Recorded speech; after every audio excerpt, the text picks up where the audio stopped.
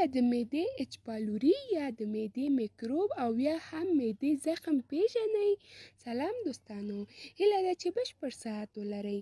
نننۍ موضوع مو د معدې درد یا اچ پالوري په اړه ده. نښې نښانې یې څه دي؟ د انتقال لارې یې څه دي؟ څنګه ځان ترې وساتو؟ پرهیز یې څه دی؟ او بالاخره تداوی یې څه ده؟ د معدې میکروب یا اچ پالوري د نړۍ تر نیمایي نفوذه ډېر خلک لري.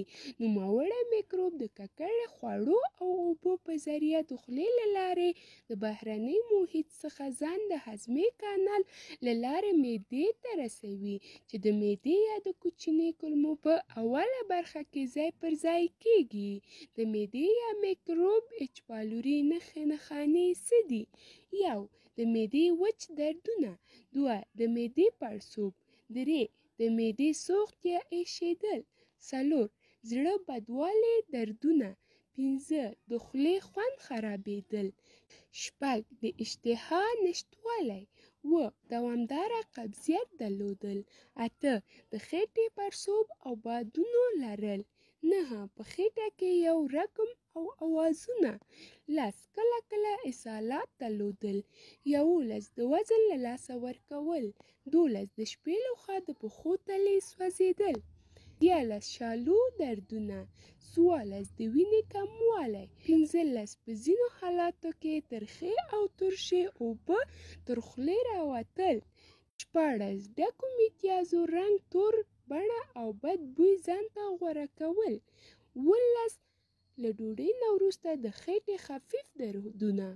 15. له ډوډۍ نه وروسته د خېټې خفیف دردونه. پرهیز او هغه لارې چارې چې تاسو د مشکلات په کمولو کې مرسته کوي.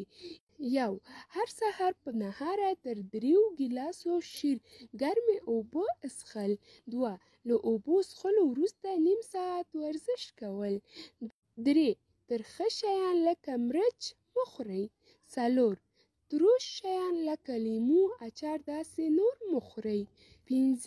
پپسي او انرژي مه څښئ. 6. هر ځل خواړو وروسته له 5 تر 10 دقیقو چابک قدمونه ووهئ. 7. د ډېرو سختو شیانو خوراک کې ګوزاره وکړئ. 8.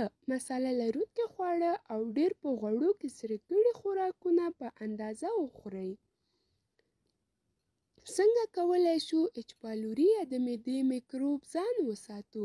باید کوشش وکړئ حفظ الصحه مراعات کړئ، مثلا لاسونه په صابون پرېمنځل، سبزي او میوه سمه مینځل.